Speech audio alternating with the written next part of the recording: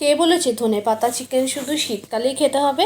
এখন তো বাজারে 12 মাস ধনেপাতা পাওয়া যায়, তাই ধনেপাতা চিকেন খাওয়াটা কি কোনোই ব্যাপার? তাই আজকে আপনাদের সাথে শেয়ার করব ধনেপাতা চিকেন বা ধনিয়া চিকেন। অসম্ভব সুন্দর স্বাদের হয় এবং এটাকে কিন্তু আমি একদম আমার নিজের মতো করে করার চেষ্টা করেছি। অনেক বড় বড় কন্টেন্ট ক্রিয়েটার আছেন যারা কিন্তু এই ধনিয়া চিকেন রান্না করছে, কিন্তু আমি কিন্তু একটু অদল বদল করে আমার মতো করার চেষ্টা করেছি। আশা করি রেসিপিটা আপনাদের ভালো লাগবে। তাই আপনাদের কাছে অনুরোধ রইল প্রথম থেকে শেষ পর্যন্ত ভিডিওটা স্কিপ না করে দেখতে থাকুন। তাহলে চলুন আজকে আমরা ধনেপাতা চিকেন রান্না করব। বানানো কিন্তু একদমই সহজ। ধনেপাতা চিকেন বানানোর জন্য প্রথমে এখানে আমাদের কিছু মশলা রেডি করে নিতে হবে। মশলা রেডি করার আগে কিন্তু আমি প্রথমে একটু মাংসটাকে ম্যারিনেট করে নেবো। এখানে প্রায় 700 গ্রাম মতো চিকেন নিয়েছি। চিকেনটাকে আমি একটু টক দই আর একটু গোলমরিচের গুঁড়ো দিয়ে কিন্তু একটু ম্যারিনেট করে রেখে দেবো। এর মধ্যে আমি কিন্তু এখন কোনো লবণ বা অন্য আদার্স কোনো মশলা কিন্তু দিইনি। এটাকে বেশ আধ ঘন্টা মতো একটু ঢেকে রেখে দেবো ম্যারিনেট করতে। আর এখানে বেশ কিছু পরিমাণ নিয়ে নিচ্ছি পেঁয়াজ, লঙ্কা, আদা এবং রসুন। পেঁয়াজটাকে একদম মিহি করে কুচিয়ে নেবো। পেঁয়াজ কিন্তু আমি এখানে বাটবো না, পেঁয়াজটাকে একদম চপারের সাথে খুব মিহি করে চপ করে নেবো। আর তারপরে কিন্তু এখানে আমাকে কিছু মশলা বানিয়ে নিতে হবে। তার জন্য প্রথমে আমি পেঁয়াজটাকে কুচিয়ে একটা বাটির মধ্যে আলাদা করে সাইড করে রেখে দিলাম। এরপরে একটা মিক্সি জারের মধ্যে স্বাদ অনুযায়ী কাঁচা লঙ্কা, এখানে কিন্তু কাঁচা লঙ্কাই দেবো, কোনো পাকা লঙ্কা বা লাল লঙ্কার গুঁড়ো এখানে ব্যবহার হবে না। কিছুটা পরিমাণ ধনের গুঁড়ো আর একটু দিয়ে দিয়েছি আদা স্লাইস দিয়ে একটা মিহি পেস্ট করে নিয়েছি একটু জল দিয়ে। এখানে আপনারা গোটা ধনেও কিন্তু পেস্ট করে নিতে পারেন। আর তারপরে আর একটা মিক্সি জারের মধ্যে আমি কিন্তু বেশ এক কোছা পরিমাণ ধনেপাতা আর কিছুটা রসুনের পেস্ট, আমার ঘরে রসুনটা ফুরিয়ে গেছিলো তাই আমি রসুনের পেস্ট দিয়েছি। আর কয়েকটা দিয়ে দিয়েছি বরফের কিউব দিয়ে কিন্তু পেস্ট করলে সেই ধনেপাতার রঙটা কিন্তু অ্যাজ ইট ইজ থাকে, কালারটা চেঞ্জ হয় না। আর তারপরে মিক্সি জারটা একটুখানি ধুয়ে নিয়ে ওর মধ্যে আমি কিছুটা পরিমাণ চারমগজ আর কয়েকটা কাজু বাদাম একটুখানি জল দিয়ে মিহি পেস্ট করে নিয়েছি। তাহলে মশলা সব রেডি হয়ে গেল। এরপরে কিন্তু আমি গ্যাসের উপর একটা কড়া বসিয়ে দিয়েছি, তার মধ্যে দিয়ে দিয়েছি পরিমাণ মতো সাদা তেল। রান্নাটা কিন্তু আমি সাদা তেলই করব। আর এর মধ্যে দিয়ে দিয়েছি একটু শাহি জিরা আর একটু লং ফোড়ন দিয়েছি। ফোড়ন দেওয়ার পর আমি প্রথমে এর ধনে, আদা এবং কাঁচা লঙ্কার যে একটা পেস্ট করেছিলাম সেইটাকে একটু দিয়ে দিয়েছি। একটু এই হাফ মিনিট মতো একটু ভেজে নিয়েছি। নেওয়ার পর এর মধ্যে স্লাইস করে রাখা কুচি কুচি করে কাটা একেবারে পেঁয়াজটা দিয়ে দিয়েছি। পেঁয়াজটা কিন্তু প্রথমে কড়াতে দিইনি, আগে কিন্তু ধনেটা একটু কষিয়ে নিয়েছি, তারপরে পেঁয়াজটা দিয়েছি। মানে আমি চাইছি কোনো রকমই যেন এই রান্নার কালার চেঞ্জ না হয় এবং লালচে না হয়ে যায়। সেই জন্য কিন্তু পেঁয়াজটাকে খুব বেশি ডিপ করে ভাজবো না, একটু হালকা বাদামি রং যেই ধরবে তখন আমি এর মধ্যে দিয়ে দিয়েছি স্বাদ অনুযায়ী লবণ দিলে কিন্তু পেঁয়াজটা লাল লাল করে ভাজা হবে না, পেঁয়াজটা বেশ নরম হয়ে যাবে আর পেঁয়াজটা বেশ তরকারির সাথে মিশে যাবে। এরপরে কিন্তু এর মধ্যে ম্যারিনেট করে রাখা চিকেনটাকে দিয়ে দিয়েছি।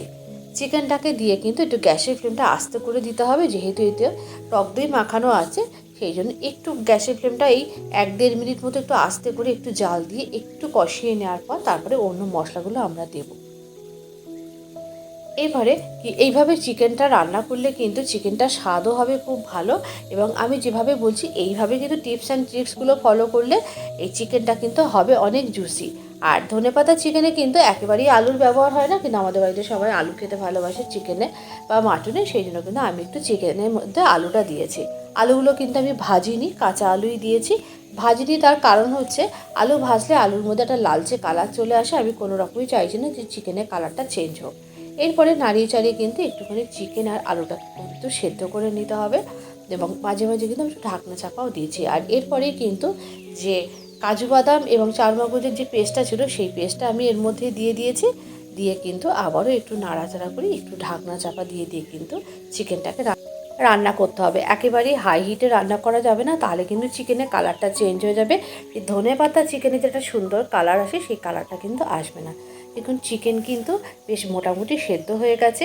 ধনেপাতার যে পেস্টটা সেটা কিন্তু আমি সবার শেষে ব্যবহার করব। এবং রসুন এবং ধনেপাতা, রসুনটা কিন্তু প্রথমে ব্যবহার করিনি, তার কারণ হচ্ছে আমি চাইছি পুরোপুরিভাবে ধনেপাতা এবং রসুনের ফ্লেভারটা যেন চিকেনের মধ্যে থাকে।